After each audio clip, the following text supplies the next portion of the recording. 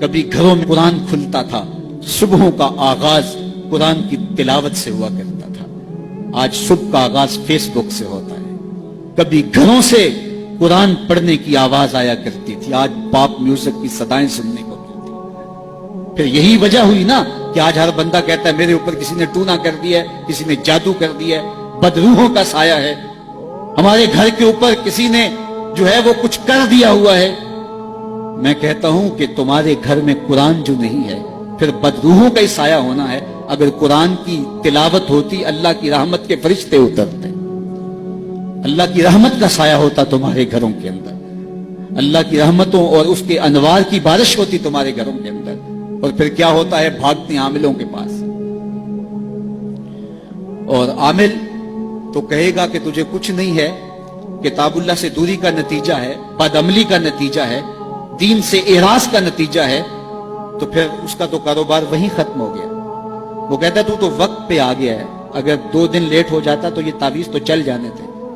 پھر مریض بن جاتا ہے ذہنی، اور جو قرآن کی چوکھٹ پہ سلامی نہیں دیتا اس کو پھر اس بابے کی، اس عمل کی چوکھٹ پہ سلامی بھی دینا پڑتی ہے اور اپنا مال بھی گوانا پڑتا ہے۔ اور روز آئے دن اخباروں کے اندر ایسے جعلی عاملوں کی کہانیاں چھپتی ہیں، اور سوشل میڈیا کے اوپر بھی آپ دیکھتے ہیں کہ یہ کیسے کیسے بد نصیب لوگ ہوتے ہیں اور کیسی کیسی کاروائیاں بھی کرتے ہیں۔ قرآن سے دوری کا نتیجہ ہوا کہ ان کی چوکھٹ پہ رسوا ہونا پڑا۔ اگر گھروں میں قرآن کی تلاوت کا معمول ہوتا تو قرآن زندگی دیتا، قرآن روشنی دیتا، قرآن برکت اتارتا، قرآن کے دم سے رحمات کا نزول ہوتا، رحمتوں کے فرشتے اترتے، گھروں میں چراغاں ہوتا، اندر کے روگ مٹتے، بیماریاں ختم ہوتی، اللہ کی قربت نصیب ہوتی، حضور کے قلب سے قربت کا نور نصیب ہو جاتا۔ اس کتاب سے دوری کا نتیجہ ہوا کہ آج ہم رسوا ہو گئے۔ تو جس نے قرآن سے رخ پھیرا، جس نے قرآن سے منہ پھیرا، وہ رسوا ہو جائے گا۔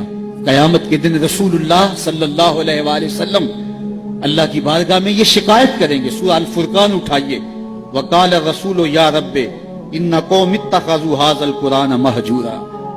قیامت کے دن حضور علیہ السلام اللہ کی بارگاہ میں عرض کریں گے، مالک میری قوم نے قرآن کو چھوڑ دیا، یہ نسخہ جامعہ تھا، یہ کتاب شفا تھی، یہ نسخہ رحمت تھا، یہ صحیفہ نور تھا، اس کے ہوتے ہوئے تمہیں زندگی کی ہر شے نصیب ہو جاتی، لیکن اس کو چھوڑ کر در در کی رسوائی مقدور ہو گئی۔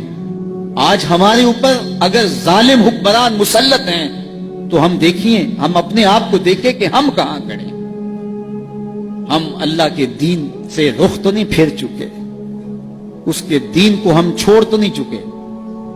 جس نے قرآن سے اعراض کیا پھر اس کی معیشت تنگ کر دی جائے گی، اس کی زندگی تلخیوں سے بھر دی جائے گی، سب کچھ ہونے کے باوجود زندگی میں سکھ نہیں ہوگا، سامان راحت تو ہوگا، راحت نہیں ہوگی، دولت تو ہوگی لیکن دولت سے حاصل ہونے والا سکون اور نفع اسے نہیں پہنچ پائے گا۔ ہر وقت تلخی کی زندگی بسر کرے گا جس نے قرآن سے رخ پھیر لیا۔ قرآن تو ہماری سربلندی کی ضمانت تھا، قرآن تو عروج کی ضمانت تھا۔ اللہ سے محبت کی دلیل قرآن مجید سے محبت ہے، اور قرآن مجید سے محبت کی دلیل رسول اللہ کی محبت ہے، اور رسول اللہ سے محبت کی دلیل رسول کریم کی سنت سے محبت ہے، اور رسول اللہ کی سنت سے محبت کی دلیل بدعت سے نفرت ہے۔ اگر ہم قرآن سے پیار کریں تو ہمیں اللہ کی محبتیں نصیب ہوں گی۔ تو آئیے کتاب اللہ کے ساتھ جڑ کے ہم اپنی زندگی کے اندر روشنیاں کریں۔